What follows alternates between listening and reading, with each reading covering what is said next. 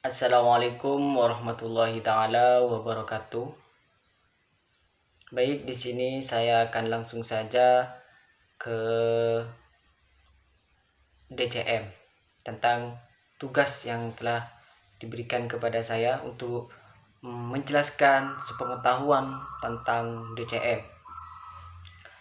Saya rasa saya tidak usah memperkenalkan diri karena di awal video di sini sudah ada profil singkat dari saya. Baik, pasti kalian bertanya-tanya, apakah itu DCM? Seperti apakah DCM? Nah, baik, saya di sini akan mencoba menjelaskan tentang sepemahaman saya mengenai DCM di sini. DCM adalah daftar cek masalah. Ya, DCM kepanjangan dari daftar cek masalah. Namun di sini DCM adalah sebuah daftar kemungkinan pertanyaan atau masalah yang ada pada diri seseorang, baik itu secara pribadi, sosial, belajar, dan karir. Di sini sudah tersusun pertanyaan atau pernyataan. Jadi di sini bisa memudahkan seorang konselor untuk mengetahui masalah yang dihadapi oleh seseorang. Nah, adapun tujuan dari DCM di sini yaitu yang pertama yaitu memudahkan individu mengungkapkan masalah apa yang dialami oleh siswa tersendiri, dan juga dengan adanya daftar cek masalah di sini dapat mengetahui masa lalu masalah yang dihadapi oleh seorang individu. Dan yang kedua di sini adalah untuk sistematis jenis masalah yang dihadapi oleh siswa. Jadi di sini sudah ada beberapa bidang, baik itu pribadi, sosial, belajar, dan karir. Jadi di situ tidak dapat memudahkan masalah mana atau bidang yang mana yang jadi masalah tersebut. Dan yang ketiga di sini adalah untuk menyarankan masalah prioritas, masalah yang paling urgent yang harus diselesaikan dalam proses bimbingan dan konseling. Masalah di manakah yang harus diselesaikan terlebih dahulu. Adapun manfaat dari DCM yaitu yang pertama sebagai tambahan referensi atau sebagai tambahan tambahan data yang diperoleh dari DCM, masalah yang paling urgent atau yang paling penting. Dan yang kedua, untuk mengenal individu secara secara mendalam. Dengan adanya DCM atau daftar cek masalah di sini, konselor dapat menyegerakan masalah-masalah yang paling urgent. Dan yang ketiga di sini adalah sebagai pedoman untuk penyusunan program dalam bimbingan dan konseling. Dan yang keempat di sini adalah juga memperdalami masalah individu maupun kelompok. Nah, di sini saya sudah memiliki daftar cek masalah yang saya sudah print di sini. Ini.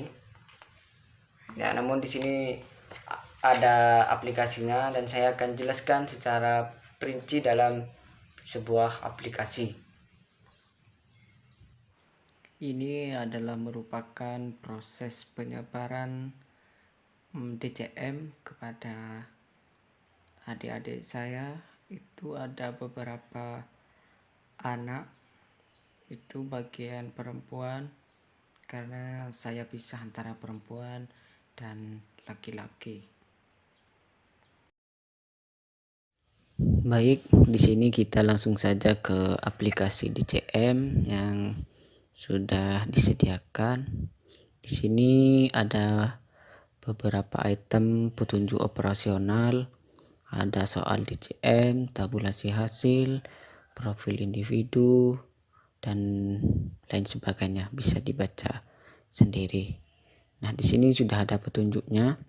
Kalian hanya cukup ngeklik di petunjuk operasional di sini, langsung keluar bagaimana cara penggunaan dari aplikasi DCM di sini.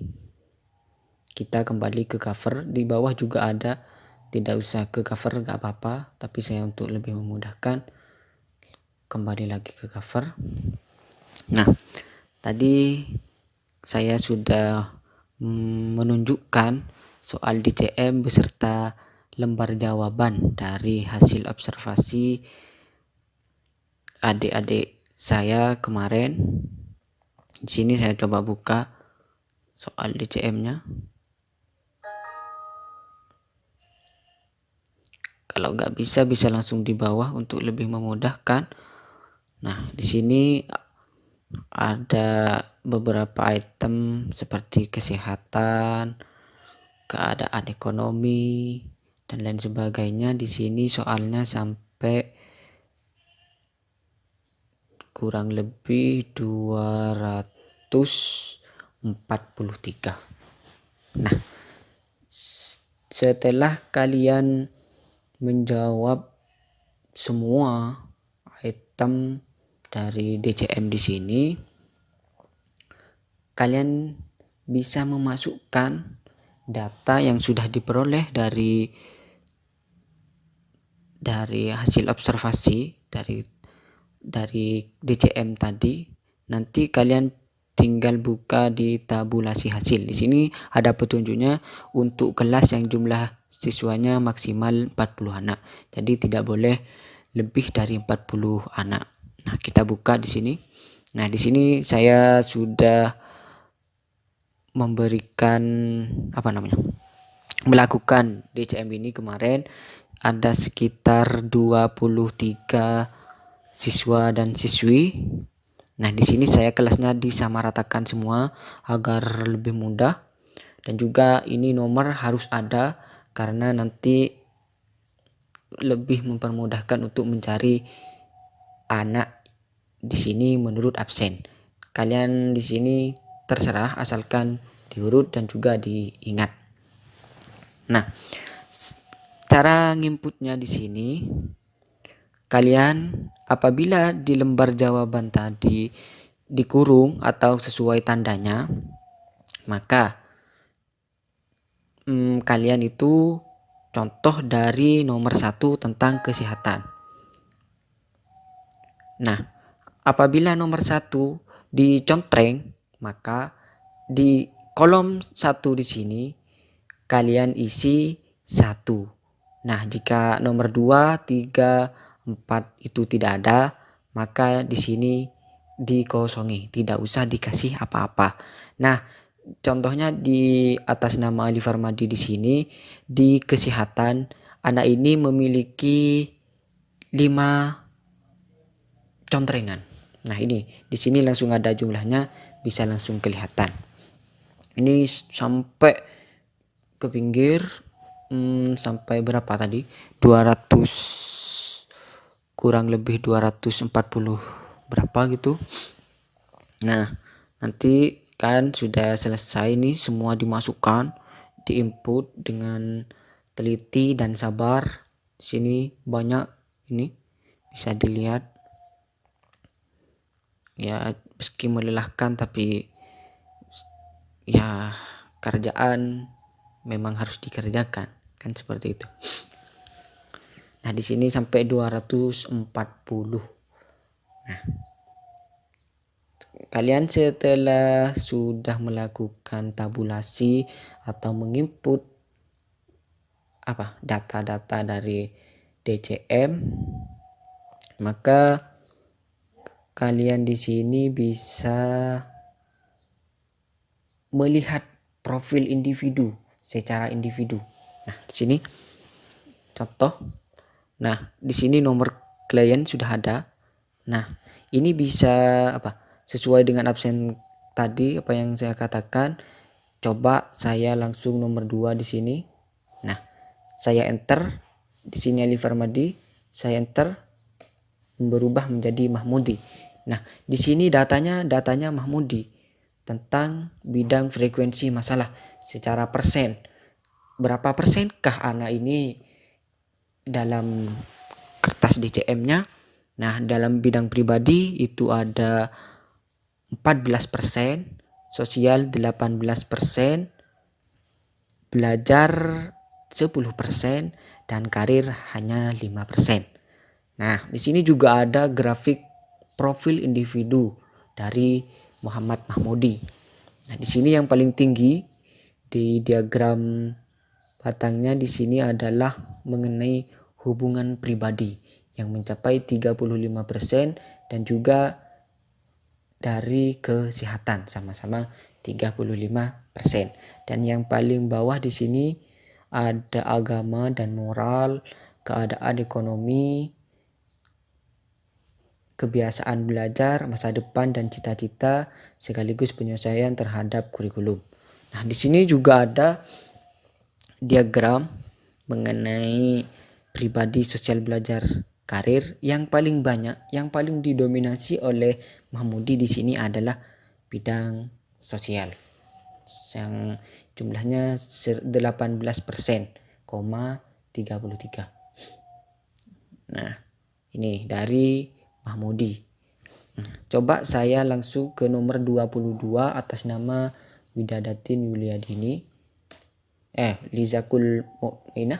Nah, di sini sesuai apa yang barusan dikatakan saya, cukup mudah, langsung keluar, persennya juga ada, dan juga grafiknya sudah langsung muncul.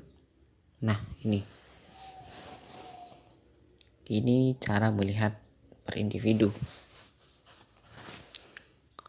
Nah, di sini ada profil kelas, bisa dilihat.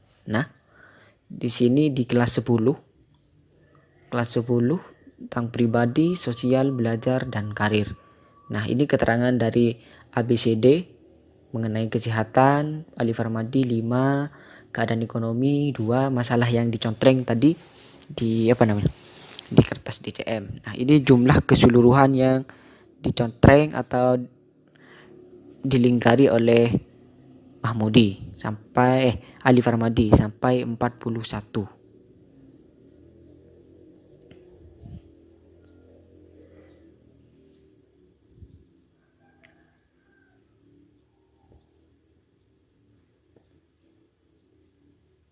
Nah, di sini juga ada daftar siswa asuh. Bisa dilihat. Sebentar. Kalau sulit untuk membukanya. Nah, ini adalah daftar nama-nama dari yang telah saya observasi kemarin. Ini ada kegiatan layanan konseling yang diberikan. Di sini ada layanan konseling, bisa ini ada layanan informasi A, B layanan orientasi, nanti bisa diisi dengan sesuai kebutuhan dari siswa tersebut. Nah, langsung kembali di atas juga sama, bisa di pojok. Nah, identifikasi kebutuhan. Cek, coba klik. Nah, ini kebutuhan dari siswa seperti kebutuhan atau permasalahan dari bidang pribadi. Ada contohnya dari fisik, psikis, atau sosial.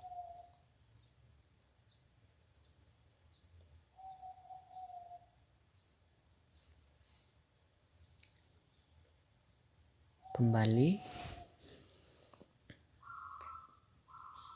Nah, di sini juga ada kumpulan materi program. Bisa diklik.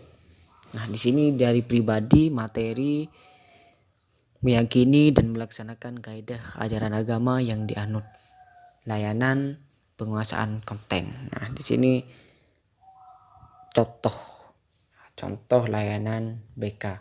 Jadi sangat mudah dalam pengerjaan DCM di sini.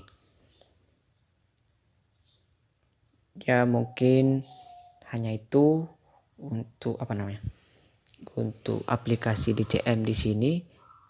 Semoga bermanfaat. Itu barusan beberapa video atau penjelasan singkat dari saya mengenai DCM.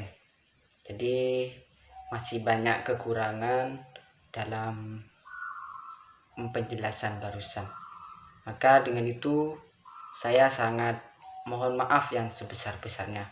Dan juga sekarang karena bulan suci Ramadan dan juga 1 minggu lagi kita akan menghadapi Hari Raya Idul Fitri, maka dengan itu saya mengucapkan selamat Hari Raya Idul Fitri 1441 Hijriah. Terima kasih. Assalamualaikum warahmatullahi taala wabarakatuh.